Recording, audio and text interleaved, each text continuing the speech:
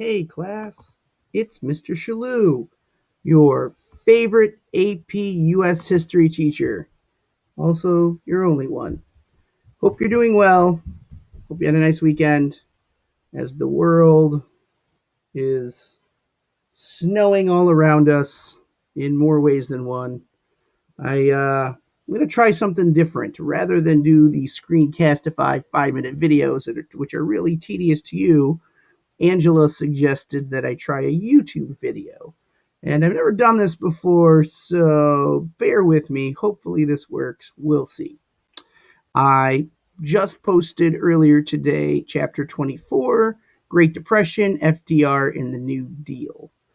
Um, you're going to see some eerie comparisons to what is currently the climate of the United States, at least when it comes to the economy, to what happened at the end of the 1920s. So this week, there's the 4 sections. I will try to do a video a day for each section, and you can follow along. And then at the end of the week, if you want to turn in your notes, I will be checking your notes in the next day or so, making sure that they get back to you. I'm a little behind schedule. I apologize. But I will get that stuff back to you ASAP from last chapter. So today, we're going to be looking at the stock market crash of 1929 and the impact which leads to the Great Depression. Things were not all peachy keen jelly bean in the 1920s. There was a lot of signs of economic trouble that were kind of ignored during the Roaring Twenties. We talked last chapter about farmers not really um, joining in the economic fun times of the 1920s, but it's not just farmers that are going to be having issues in the 20s. A lot of industries started to slow down towards the 1927, 1928, and that was kind of ignored because the stock market just kept going up. So, especially the textile industry, coal mining industry started to slow down significantly starting in 1927. I told you about the supply and demand of farm goods, where the farmers in the end of the 19 teens with World War I, they ramped up production, they increased their efficiency, so they had a lot of supply. And then when the demand really dropped in the 1920s, and because they were still being very efficient with their new technological innovations, a lot of farmers were significantly impacted by the reduction in price of farm goods. A lot of farmers ended up going into debt. They lost their farms and they ended up moving to the cities as a result. Another economic indicator was that people weren't buying or building new homes by the mid to late 1920s. Again, it was ignored because there were other aspects of society that people were generally having a very good quality of life, so people weren't really paying attention to that. And then finally, you have consumers buying less and less goods. When all of those things combined, you start to see trouble on the horizon. By late August of 1929, you start to see people panicking on Wall Street, where people are buying and selling stocks. And the country as a whole typically pays attention to the stock market to gauge how good or how weak the economy is going to be in the future. So when this first group of investors who kind of felt that they were paying attention to these indicators that weren't doing so well, they started selling off their stocks. And then that led to other people selling off their stocks. And then more and more and more people started selling off their stocks until August, no, excuse me, not August, until October of 1929, when it really kind of goes into a full blown panic mode. Now, a lot of these investors that were selling their stocks, they had purchased their stocks on margin. That means they only put about 10% of their actual money down, and the rest of the stock they were able to purchase with was basically credit. They were buying on credit. So they would make the small down payment and borrow the rest. And this wasn't a problem as long as the stock kept going up, because they would be able to pay off their debt without really actually having to pay extra money. They would be able to use their profits to pay off what they owed. But if the stock goes down, Then they owe what they still owed for the entire amount of the stock, plus they lost money from the stock going down. So more and more investors that had bought their stocks on margin were panicking as they saw the stock prices continue to go down. So they started selling whatever they could get for the stocks, which meant a rapid decrease in the overall stock prices. This panic led to millions and millions of shares, causing a collapse. What is known as Black Tuesday, the stocks plummeted in price. Millions and millions of people went instantly broke when the stock market collapsed. Big business leaders tried to minimize this damage, but it was too little, too late, along with all of the other indicators that were already kind of making the economy slow down. This crash caused the worst economic depression in our country's history.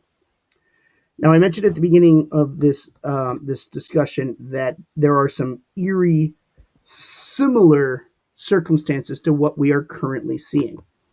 And I just want to pull up what is currently going on with the stock market. As you can see, throughout the teens, throughout from the time that President Trump became president up until 2020, February of 2020, the stock market had reached the highest level it had ever reached in history. It was at 29,423. That was a month ago. In the last month, you have seen the stock market drop down to its current number, which is 18,886.73. It has dropped down over 10,000 points in a month. That is the most significant drop we have seen since 1929. And you can see a little bit more in the last day how it's dropped. You can see in the last 5 days how much it has dropped. In the last month is the most significant hit, which has gone from 28,000 at the very end of February, February 24th, to where we currently stand here on the 23rd of March. So I'm not saying that the situation is similar. Obviously, the current economic climate is the response to what's going on with the coronavirus. But this is seriously the worst economic situation we've seen on the stock market since Black Tuesday and the stock market collapse of 1929. So we're living in a historical time period, people. How exciting is it? Let's hope that you don't have your college fund that is based on the stock market right now, because, whoa, boy, it is volatile. So, the stock market is the beginning of what we call the Great Depression. You've probably heard this term. What you're not really aware of is it's not called depression because everybody was sad. It's called the Depression because the economic situation was really limited, that there was not a lot of opportunities for growth. There was massive unemployment, and there was just no good solution to get the economy rolling once again. This lasted for 12 years. So the term great doesn't mean it was so amazing. The term great means it lasted significantly longer than any other economic situation that we've ever encountered. In the same way that the Great War, which labeled World War I, was the worst military warfare that we had ever engaged in on a global scale. So if we ever have a second depression, it might be called Great Depression 1 or World Depression 1, World Depression 2, kind of like World War 1 and World War 2. But this thing lasted 12 years. And a lot of the causes of the depression were things that were taking place in the 1920s that really we weren't able to pay attention to till afterwards.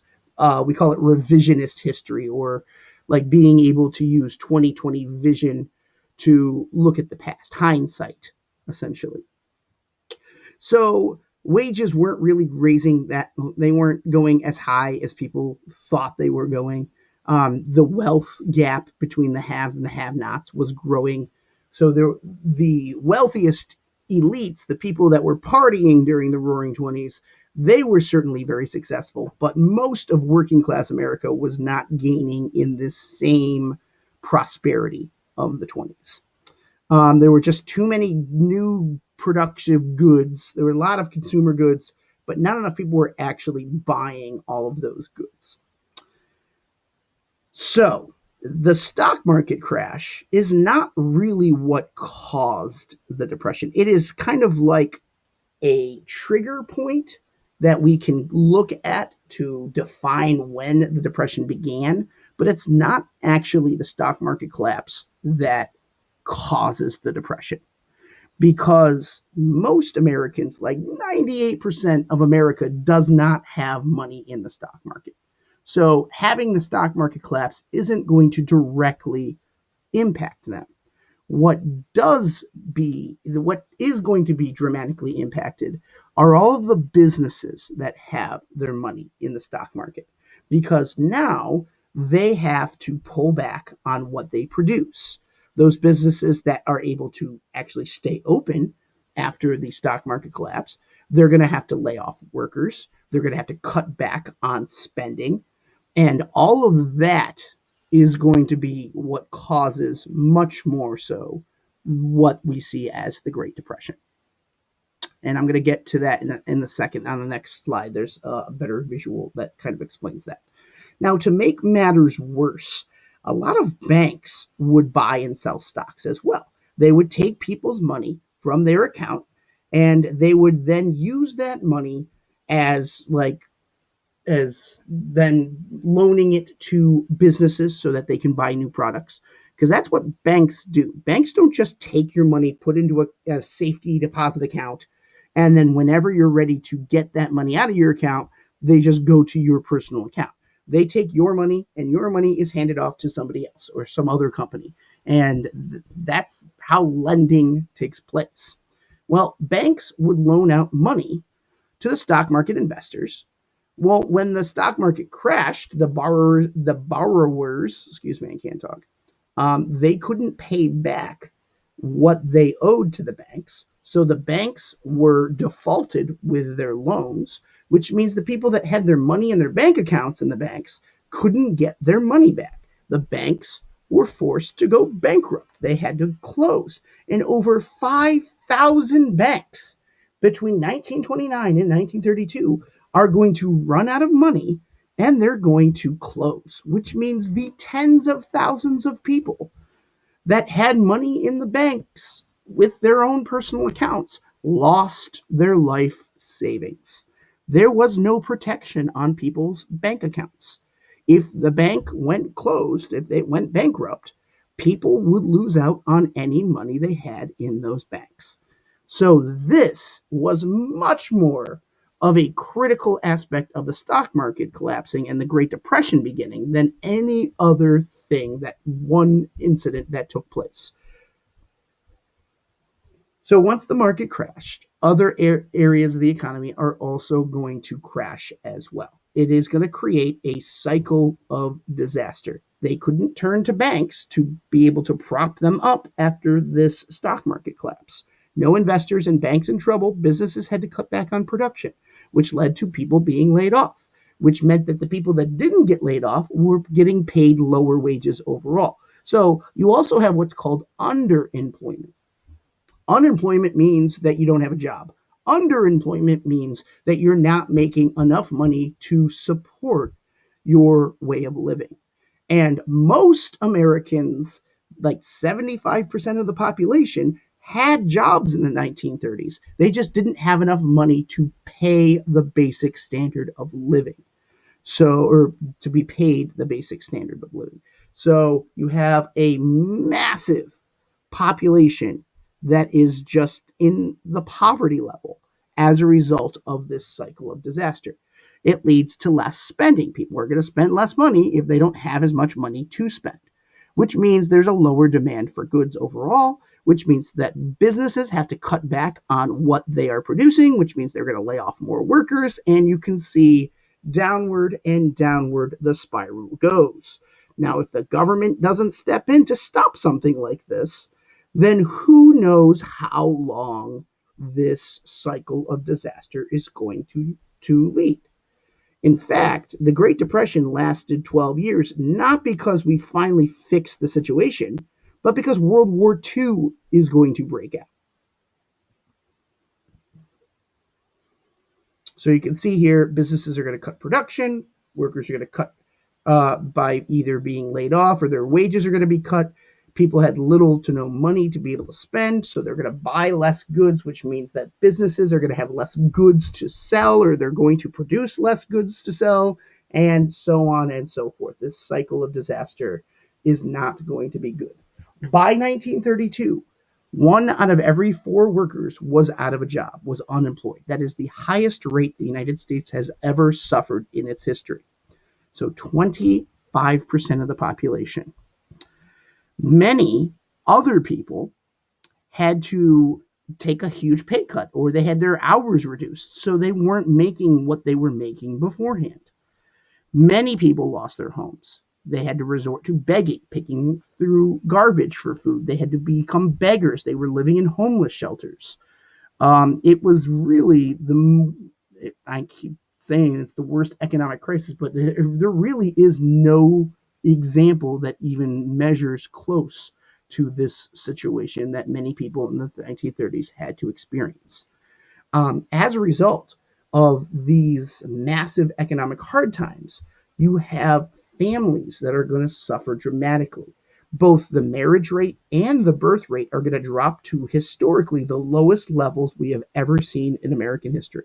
People aren't going to get married because they don't want to have to support somebody if they can't even support themselves. At the same time, you're not going to bring kids into the world if you won't be able to feed those kids. So you have family issues that are going to be on the rise. And another issue that you're going to see is the divorce rate. People are going to separate because, again, if you can't support your wife and kids, you don't feel like you should be in that marriage. So a lot of marriages, really for the first time ever, are going to have a very high divorce rate. People are going to ride the rails. They're going to go looking from town to town for work as migrant workers. And that term depression is going to take on the mental depression as well as the physical economic depression of the period. So here's some pictures, and you can see the Monopoly cartoon here.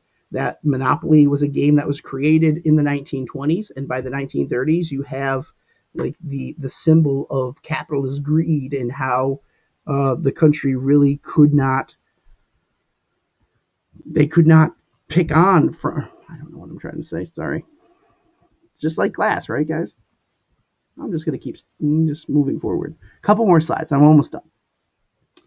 So Hoover, the president, believed in what's called rugged individualism, that hard work and a positive attitude would be able to get us out of the economic situation. He believed in laissez-faire, that it was not the government's responsibility to fix the economic problems of the country, that everything would get fixed on its own. Now, in his defense, everything had previously been able to be fixed before. Every previous economic crisis the country had ever faced, the situation was fixed without government intervention. So Hoover is looking at previous history when he makes the decision not to get the government involved. If he believed that if people relied on the government for help, that they would become lazy and apathetic and that they would just always rely on the government from that point onward. So he believed that businesses, private businesses, should take it upon themselves by improving the situation. He opposed government relief. So only after the situation got worse and worse does he actually step in to do stuff. In the meantime, he's asking private charities like the Salvation Army, like the YMCA, like the Rescue Mission to set up bread lines and soup kitchens I know there was a thing earlier on the school's Google Classroom that Mr. Barber posted about the food pantry. Food Pantry from Port Byron is an example of these private charities, these organizations that are going to help out people that need during times of crisis. So these private charities simply didn't have the resources to put up for these massive levels of unemployment and the amount of people that needed aid during this period. Eventually, by like the last year of his presidency, Hoover is going to start setting up programs that try to create jobs. He creates the Reconstruction Finance Corporation, but really, this is too little, too late. He only starts to use the government when it looks like he's not going to win his reelection in 1932. So most Americans saw that as too little, too late. Thank you, Herbert Hoover, for really showing us the way. Any of you that went and saw Annie or were involved in the musical Annie remember how much love and appreciation the country had for Herbert Hoover. You could see this massive bread line in New York City, how it stretches city blocks, how many people were in need of a job, in need of basic food for the situation. Hoover's policies were too little too late. So people started mocking Herbert Hoover for the economic troubles. And you had like Hoovervilles, Hoover blankets, Hoover stew, Hoover flags. They felt that he was basically heartless and uncaring for not taking on any of the blame for what was going on. The final nail in the coffin for FDR, wow, for Herbert Hoover, sorry, is the bonus army. So you have veterans of World War One, about 20,000 veterans that are going to march on Washington in 1932 to get what they were promised at the end of World War One. So the military was riding high at the end of World War One, and they wanted to reward the 5 million men that served in the military. So they promised a pension program, but they stipulated in the law that this pension would not be paid out until 1945. It was seen as a retirement for these veterans. So most of these veterans felt that they weren't going to survive to 1945 if they didn't get something immediately. So they marched on Washington demanding at least some, if not all, of the bonus that was promised to them back in 1918.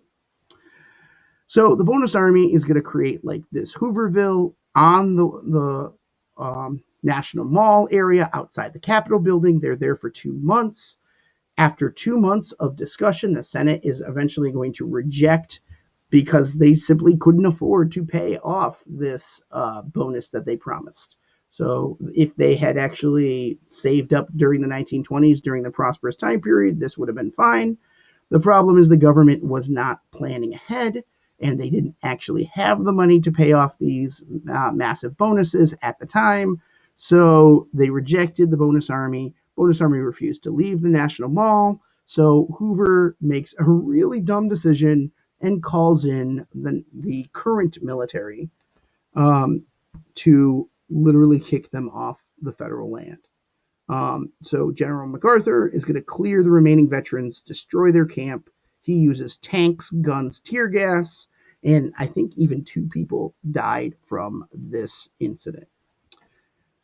Not a great look if you are the president and you have to call in the military for pushing veterans off of the National Mall area. And you can see here in these pictures that the situation got pretty dramatic, and you can see the Capitol there in the background. So this is the beginning of the Great Depression. Herbert Hoover does pretty much nothing to make the situation better. Things are looking pretty bleak by 1932, and the country is ready to move in a new direction. So tomorrow we will be looking at Roosevelt and his New Deal that will hopefully fix the economic troubles that the country is facing. Thank you very much for listening to my teacher discussion. If you have any questions, please leave a comment or you can email me, and I will talk to you hopefully tomorrow. hopefully this is a little bit better situation than doing 5-minute screencastify videos. All right, I'll talk to you later. Bye.